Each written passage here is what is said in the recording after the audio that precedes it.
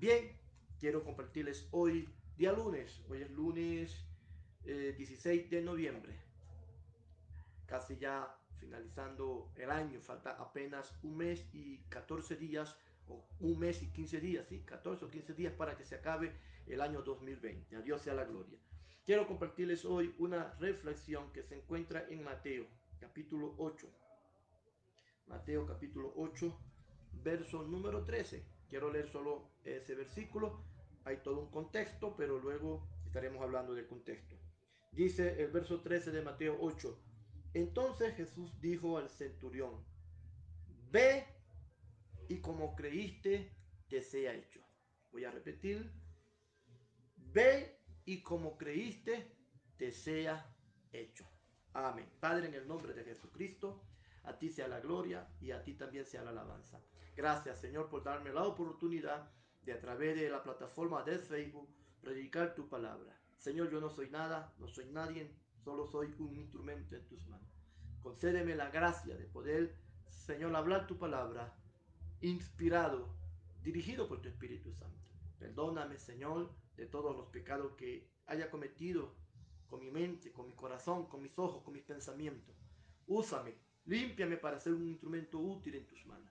A cada miembro, a cada persona que esté escuchando o reciba esta palabra, pido que la bendigas, que sea de bendición, de fortaleza espiritual para su vida, en el nombre de Jesucristo. Amado Dios, gracias por este momento, por esta oportunidad. A ti sea la gloria. Amén y amén. Alabado sea el nombre del Señor. A Dios sea toda la gloria.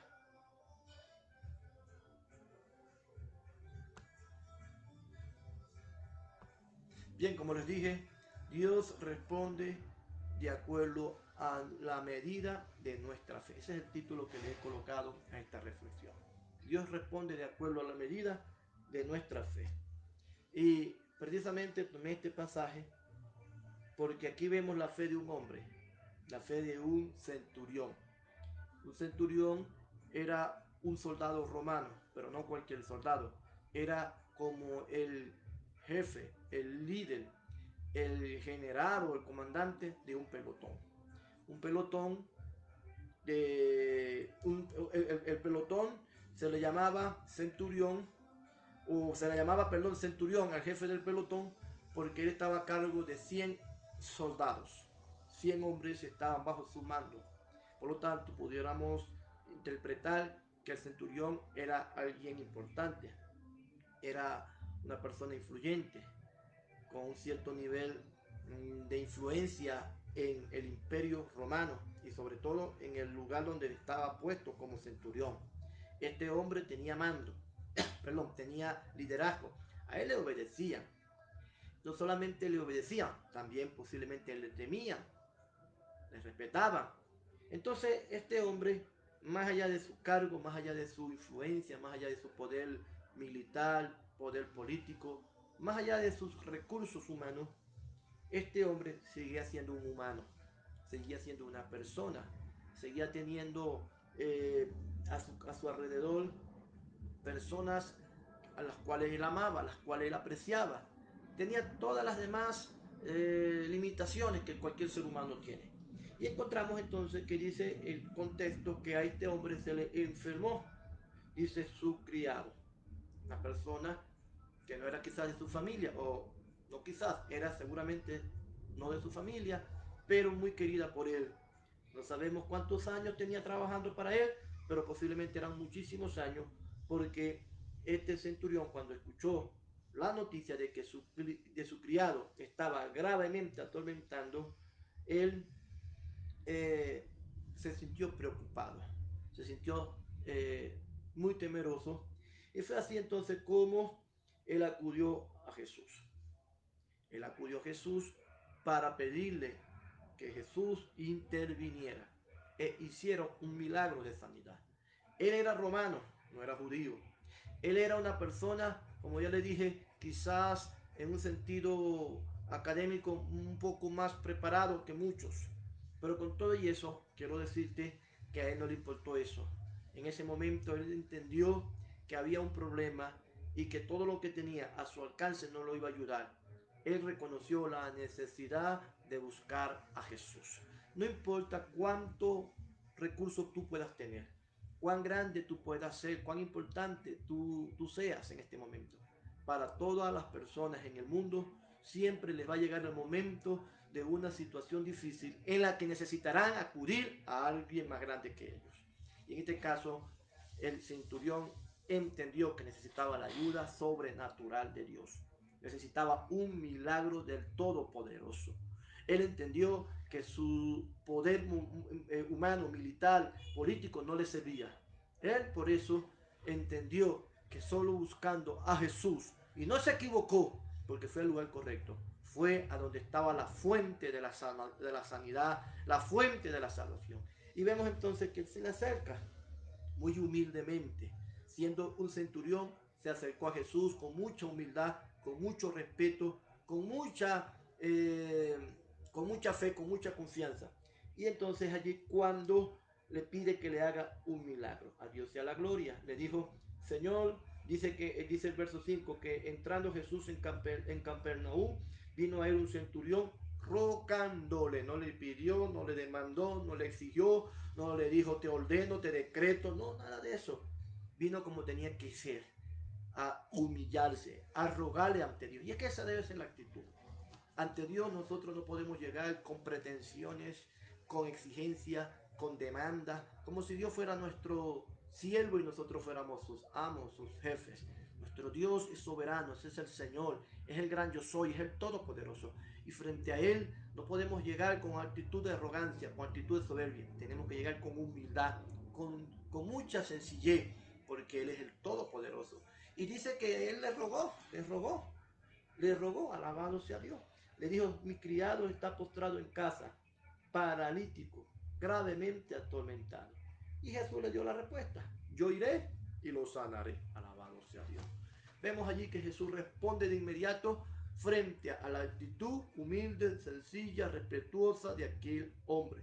Inclusive el hombre, no conforme con eso, le dijo, Señor, yo soy centurión y yo no soy digno de que tú entres en mi casa, porque él reconocía su condición humana, su condición espiritual. Él sabía que como centurión quizás no hacía cosas correctas, porque él era una persona que quizás cometía injusticia, que quizás cometió atropello, que quizás hizo cosas que afectó, que dañó a otras personas.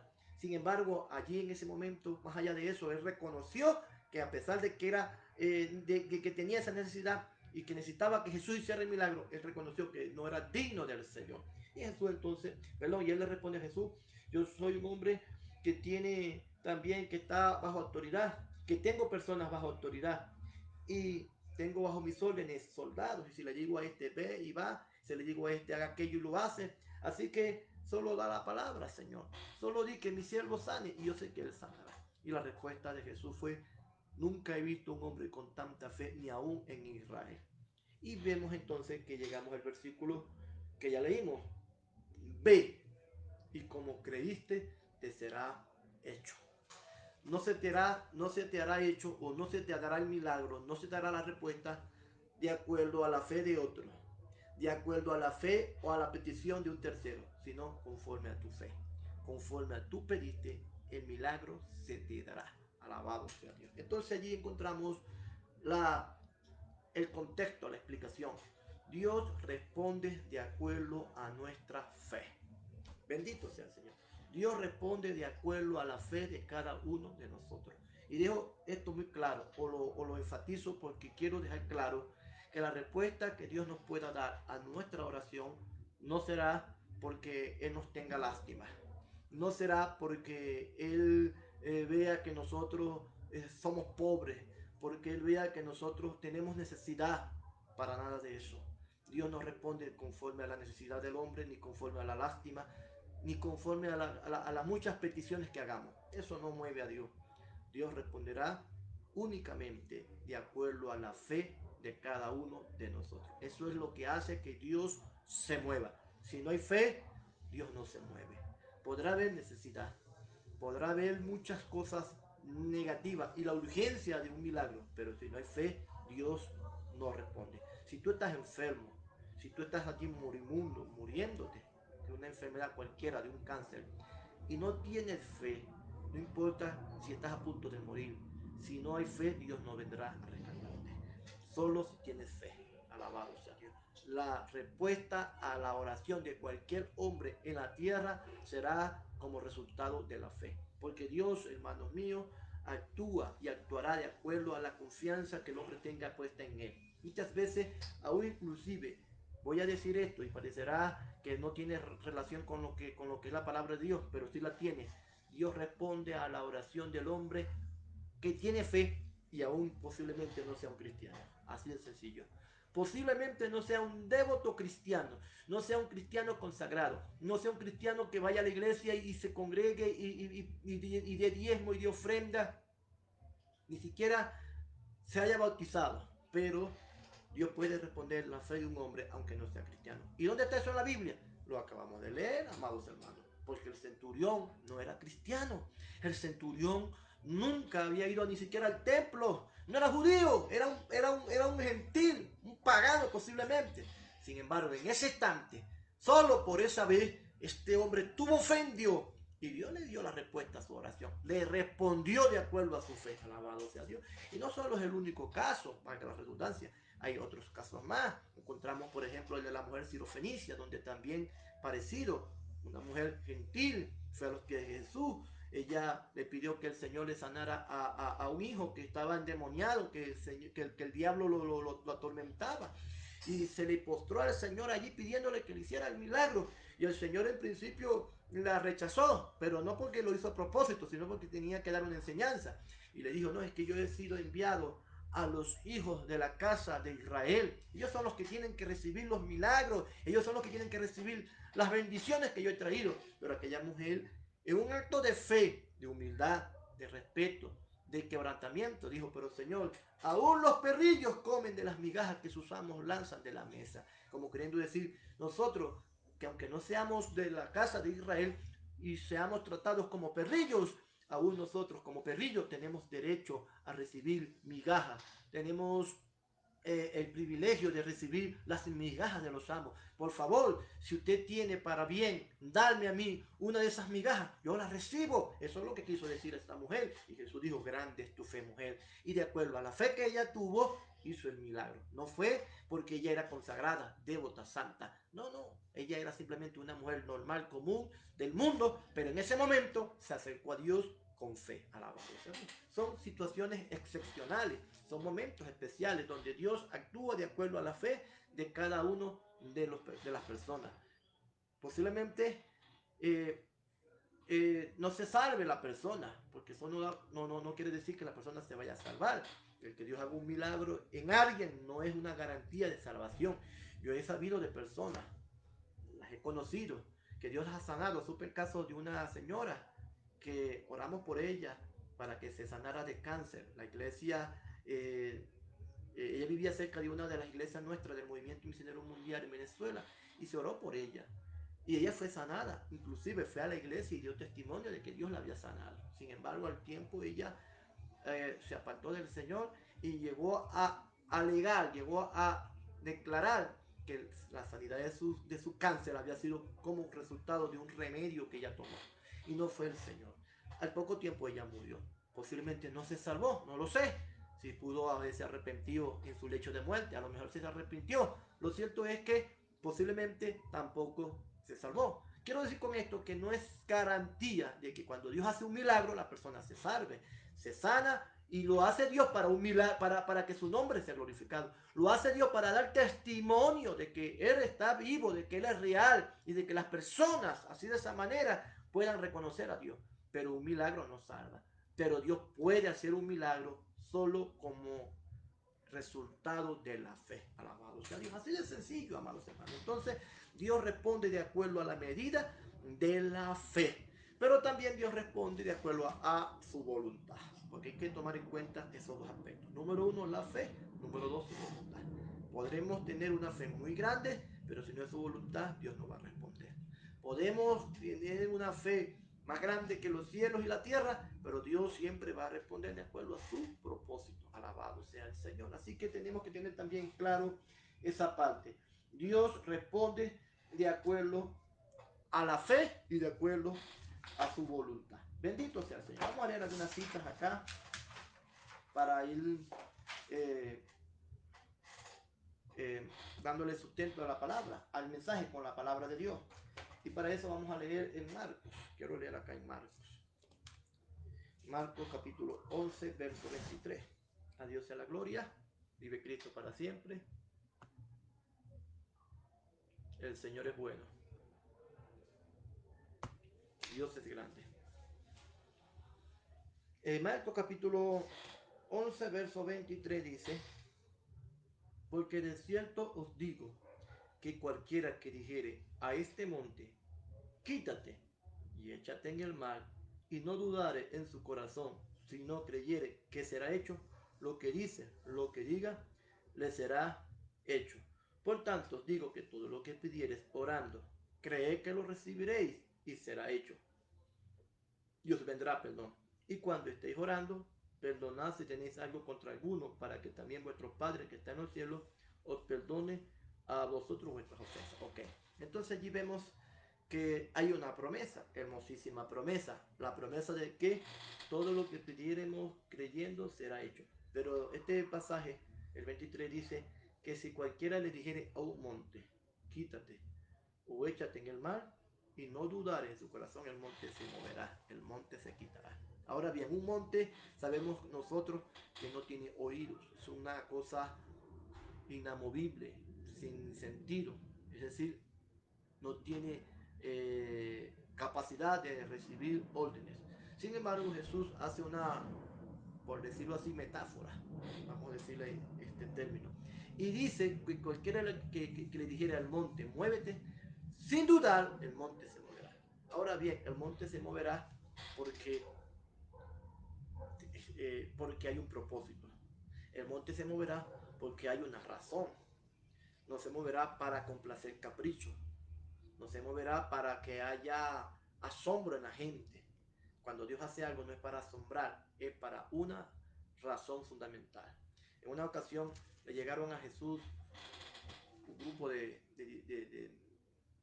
fariseos, de judíos, pidiéndole que hiciera una señal. Le estaban pidiendo que hiciera señal del cielo para creer que era el Hijo de Dios.